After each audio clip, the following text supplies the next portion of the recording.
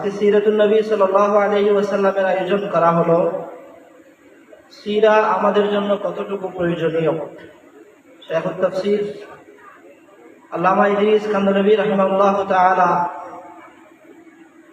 তিনি লিখেছেন, একজন মানুষের জন্য তার নিজের সত্তার ব্যাপারে যতটুকু জ্ঞান অর্জন করা আবশ্যক নয়, মানবতার মুক্তির দূত বিশ্বনবী মুহাম্মদুর রাসূল সাল্লাল্লাহু আলাইহি ওয়াসাল্লামের জীবন চরিত্র এবং সিরতে মুবারাকা সম্পর্কে জ্ঞান অর্জন করা তার চেয়েও বেশি প্রয়োজন।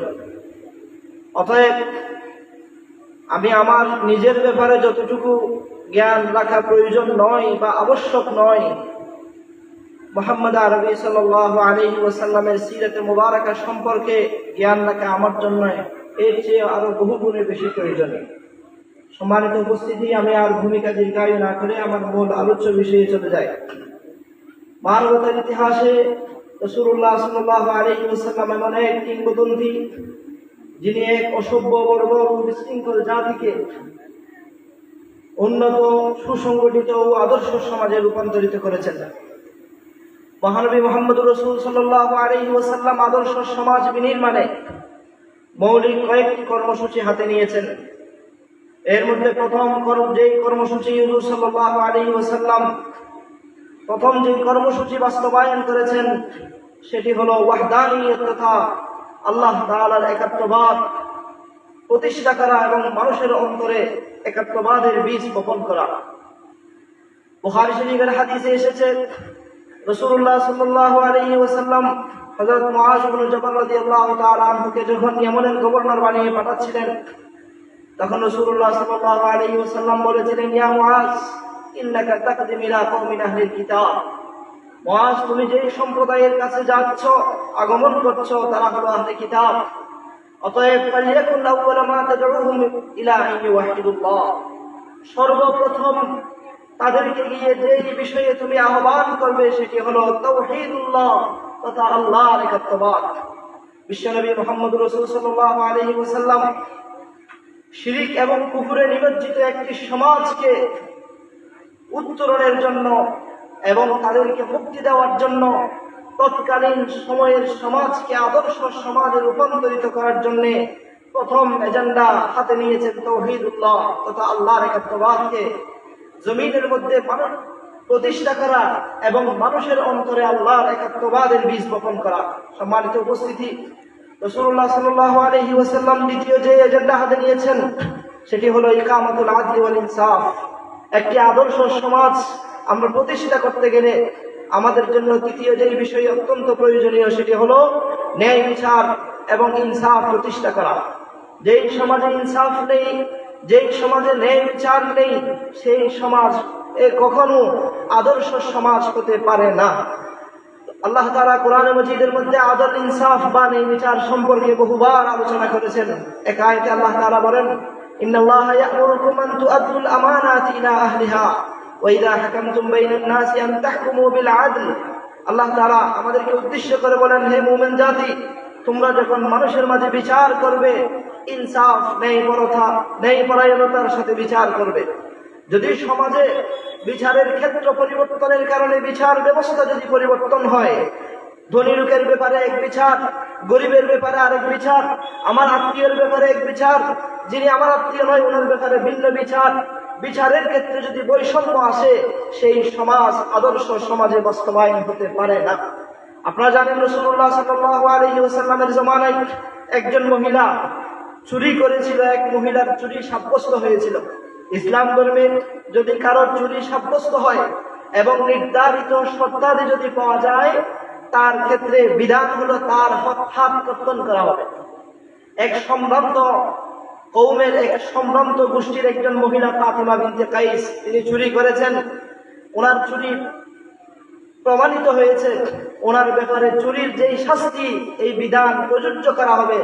সাহাবায়ে কেরাম সবাই সকলে বলা বলি করতে লাগলেন, ইনি তো সম্ভ্রান্ত পরিবারের মহিলা, আজকে যদি তার হাত কর্তন করা হয়, সম্ভবত তার কবিরা, তার পুত্র ইসলামের উপর সন্তুষ্ট হতে পারে।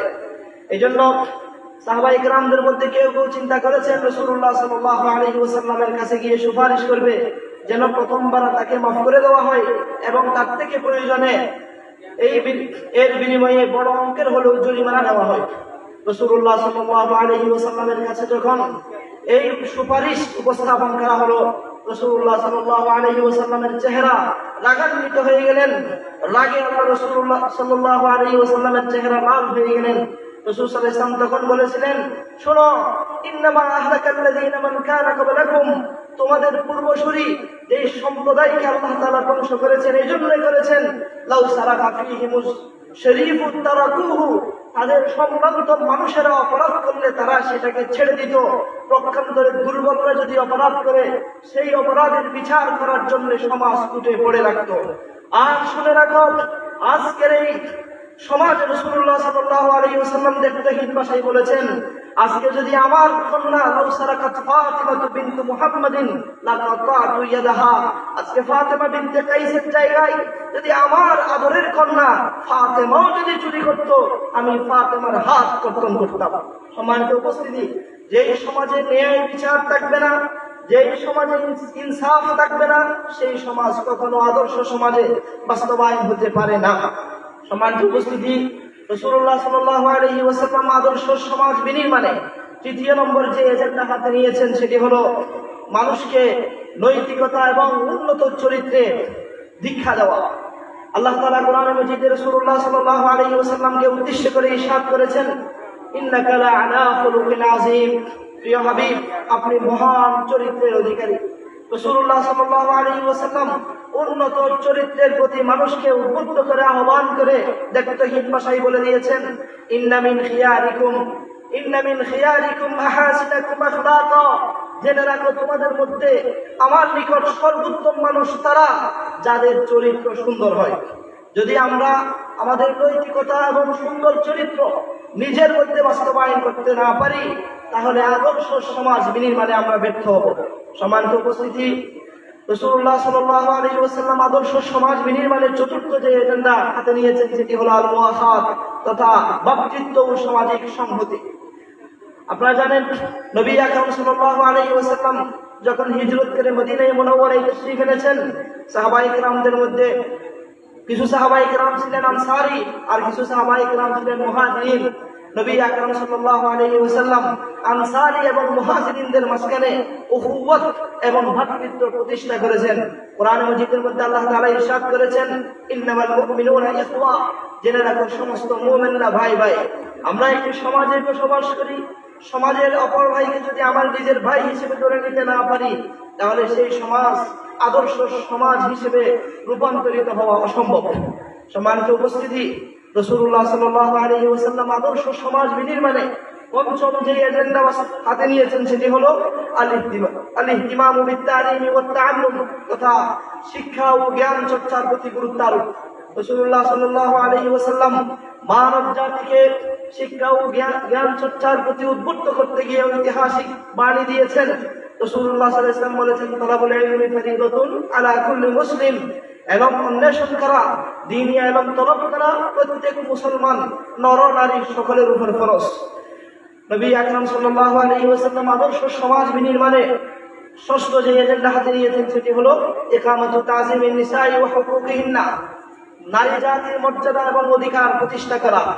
আরব জাহিলিয়তে যেই সমাজে নারীদেরকে জ্যান্ত কবরস্থ করা হতো, যেই সমাজে নারী ভূমিষ্ঠ হয়েছে শুনলে পিতারা তাদের চেহারা মলিন করত, নবী আকরাম সাল্লাল্লাহু আলাইহি ওয়াসাল্লাম সেই অন্ধকারে নিমজ্জিত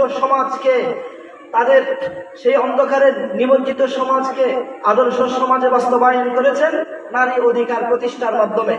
সময় সংক্ষিপ্ততার কারণে আমি আমার আলোচনা এখানে সমাপ্ত করলাম। আল্লাহ তাআলা আমাদের সকলকে আমল করার তৌফিক দান করুন।